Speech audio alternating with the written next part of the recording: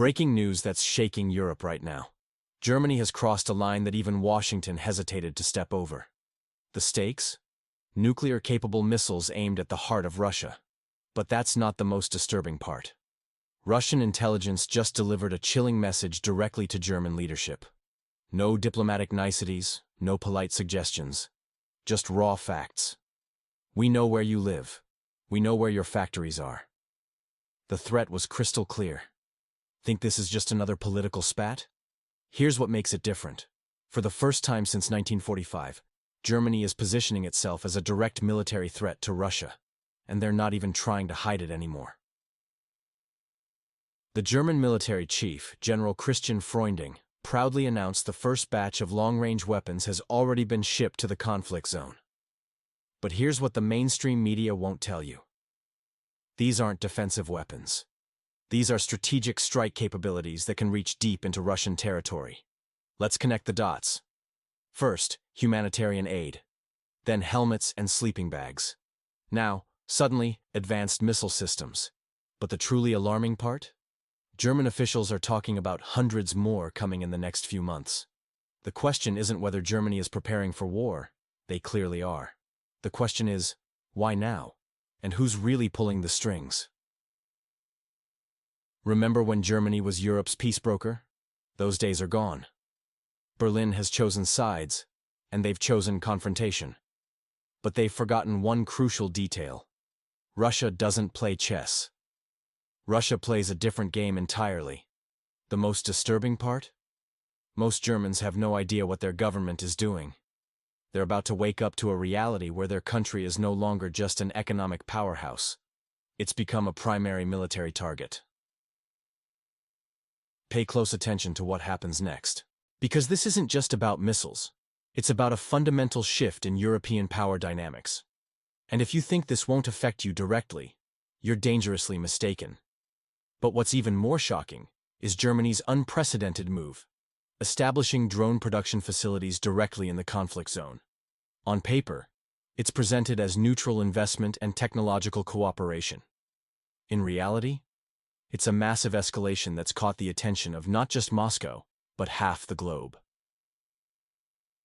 Think about how quickly support transformed into directly financing attack systems. Freunding made it crystal clear. The goal is to help strike critical infrastructure with maximum effectiveness and penetration depth. Gone are the gentle phrases about helping and defending civilians. They've been replaced with stark directives: attack, destroy, paralyze. And business is business, especially when German taxpayers foot the bill. Drone manufacturing contracts, logistics, maintenance, military tech, all of it needs funding. Berlin seems more than willing to pay, and generously. But here's the real kicker. Building production facilities isn't a short-term play. Nobody builds factories for just 3 months. This is Germany betting on a long game, diving deeper into a conflict. That's already reshaping Europe. The timing couldn't be more critical. With Taurus missiles now in play and Russia's stern warnings about their use against Russian territory, we're watching a dangerous dance unfold. The stakes? Higher than most realize. German officials confirm sustained deliveries are planned, marking a fundamental shift in their defense posture. But here's what's truly concerning. Many Germans remain in the dark about their country's military actions. There's a growing disconnect between leadership decisions and public sentiment. The economic implications? Staggering. The security risks? Unprecedented. And just when you think you've grasped the full picture, intelligence reports suggest something even more alarming is brewing beneath the surface. An unexpected player has entered the game, and their next move could throw this entire powder keg into chaos. The transformation of Germany's role in Europe has become impossible to ignore. What we're witnessing isn't just a policy shift, it's the complete dismantling of Germany's carefully crafted image as Europe's peace broker and stability guarantor. This metamorphosis isn't happening through public debate or democratic consensus. It's unfolding in boardrooms and behind closed doors. Consider the stark reality. German industrial might is now being channeled into manufacturing drones in the conflict zone. These aren't defensive tools, they're offensive weapons striking Russian territory. Yet German citizens remain largely in the dark about why their country is diving headfirst into this dangerous game. The economic costs are mounting, and Germany has positioned itself squarely in the crosshairs of geopolitical turbulence. The question looms large. Does Berlin have a backup plan if this gamble goes wrong? So far, silence is the only answer. Moscow's response was swift and unambiguous. Sergei Stepashin's words cut through diplomatic niceties like a knife through butter. He stated matter-of-factly, "If German-marked missiles appear over major Russian cities, Germany will be considered a direct participant in hostilities. We know exactly where Taurus is manufactured," he added, not as a threat, but as a cold statement of fact. The message was crystal clear. Should these missiles be deployed from the disputed territory between Russia and the West toward Russian heartland, Germany will be treated as an active combatant, with all the consequences that entails. "We know the location of every German industrial facility," the message continued, leaving much to ponder. This isn't casual saber-rattling. It's a fundamental shift in European security dynamics. Germany's industrial heartland, long focused on peaceful production, now finds itself potentially in the crosshairs of a conflict it may not be prepared for. What do you think about Germany's dramatic shift from peacekeeper to active participant in this conflict? Share your thoughts in the comments. Your perspective matters in understanding these critical developments. Today we're analyzing a significant shift in European dynamics that could reshape the entire continental security landscape. Germany's recent actions have triggered a direct and unprecedented response from Moscow, marking a crucial turning point in diplomatic relations. The Kremlin's message wasn't wrapped in diplomatic niceties. It came as a stark administrative statement, the kind that Western partners have developed an anxious allergy to.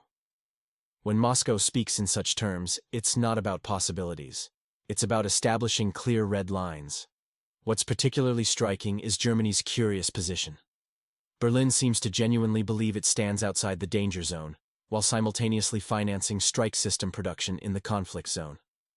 It's like standing next to a bonfire with a gas can in hand, while claiming to be just an observer. A dangerous self-delusion that could have serious consequences. This facade of neutrality has finally crumbled. Germany has abandoned its role as a neutral arbitrator, firmly positioning itself as an active participant in the ongoing conflict. The recent statement from Russian officials marks the moment when the masks of diplomatic courtesy were finally dropped. The message from Moscow isn't rooted in historical grievances, but in real-world scenarios, cold, calculated, and devoid of naive assumptions. What makes this situation even more precarious is Germany's own institutional limitations. While Berlin makes grand promises backed by hundreds of billions of euros on paper, the reality shows a different picture, one of bureaucratic paralysis. According to Financial Times reporting, the German procurement system is so bogged down that just producing a single rifle can become a lengthy ordeal. This disconnect between ambitious declarations and actual capabilities raises serious questions about Germany's ability to handle the consequences of its increasingly aggressive stance. This is not just about military hardware, it's about understanding the gravity of choices and their potential consequences. The skies over Europe might become considerably less comfortable if these warnings continue to go unheeded. What's your take on Germany's current position? Do you think they're fully aware of the risks they're taking? Share your thoughts in the comments below. Here's how Germany's military troubles paint a concerning picture of its defense capabilities. While Berlin positions itself as Europe's shield-bearer, sending advanced weapons to the disputed territories, its own military faces deep-rooted problems that can't be solved by throwing money at them. Consider this. A simple rifle contract from 2017 took 8 years to deliver its first batch. Basic procurement drowns in endless certifications and audits. Major defense projects like MGCS with France stretch into decades-long bureaucratic theater performances. Despite Defense Minister Pistorius securing a massive €650 billion budget, internal issues persist. The suggestion to bring back mandatory military service feels like reaching for 19th-century solutions to 21st-century problems. The public isn't buying it, Young Germans worry more about surviving inflation than serving in uniform. Meanwhile, maintenance facilities deteriorate and equipment vanishes from warehouses. German defense giants like Rheinmetall triumph in foreign markets, becoming export champions. But their own military? They're left waiting years for the same equipment that foreign buyers receive promptly. It's like a Michelin star chef serving instant noodles at home. The contrast is striking. While Germany sends sophisticated weapons to the northern Black Sea region, its own forces make do with aging equipment. Bureaucratic paralysis and competency erosion have created a military that talks big, but struggles to deliver. Rather than addressing these fundamental issues, Berlin seems to prefer engaging in foreign ventures. This mismatch between external ambition and internal capability raises serious questions about Germany's military readiness. While positioning itself as Europe's defensive backbone, its own military infrastructure shows concerning cracks. The priority seems to be projecting power abroad, while domestic capabilities wither. What do you think about Germany's military priorities? Should they focus on fixing their own forces before sending weapons elsewhere? Share your thoughts in the comments. I'm especially interested in hearing from those with military experience or knowledge of defense matters. Germany's air defense capabilities are raising serious concerns across Europe. The much-touted SKILT project, initially presented as a breakthrough in collective security, is becoming almost a joke. Out of 70 promised mobile defense complexes, only 18 have actually reached German soil. A nation positioning itself as Europe's aerial shield appears to lack its own protective umbrella. The persistent promotion of the Taurus missile system has become nearly a political meme, showcasing the divided will of German leadership. These initiatives increasingly resemble a parade of European symbolism, where project participation equals loyalty display rather than actual defense readiness. Behind this elaborate facade, we're seeing illusion rather than protection. When drone debris of German origin is discovered on Russian territory, Moscow doesn't engage in ethical debates. In the real world, consequences arrive without footnotes. The accounting is done by component origin and headquarters address. When that address is in Berlin, it's no laughing matter. Opposition Chancellor candidate Friedrich Merz, eager to display toughness, seems to confuse geopolitics with a talk show. But geopolitics is an arena where mistakes lead to very physical losses. When discussing dual-purpose equipment deliveries, we're no longer talking about TV ratings, but specific factory addresses. If Taurus missiles end up in the conflict zone and are used against targets in the east, the repercussions will echo far beyond that region. Questions will be directed at specific German industrial facilities. The stakes are escalating rapidly, as Germany's industrial might increasingly becomes entangled in this dangerous game. This isn't about abstract political debates anymore. It's about concrete military capabilities and their potential consequences. The transformation of Germany from a peace mediator to an active military supplier marks a significant shift in European security dynamics. What do you think about Germany's changing role in European security? Leave your point of view in the comments. I believe my viewers are thoughtful and smart. I want to hear your take. Germany's recent actions reveal a profound shift in international relations, where silence speaks louder than diplomatic statements. By 2025, ignorance will no longer serve as an excuse. It will merely expose incompetence. We're witnessing the transformation of politics into genuine responsibility, not through words, but through decisive actions. The decisions being made today aren't announced in press releases or flashy interviews. They're executed quietly, precisely, without emotion. Modern strategic planning has evolved beyond PowerPoint presentations and paper documents, moving directly into digital formats that integrate seamlessly with automated systems.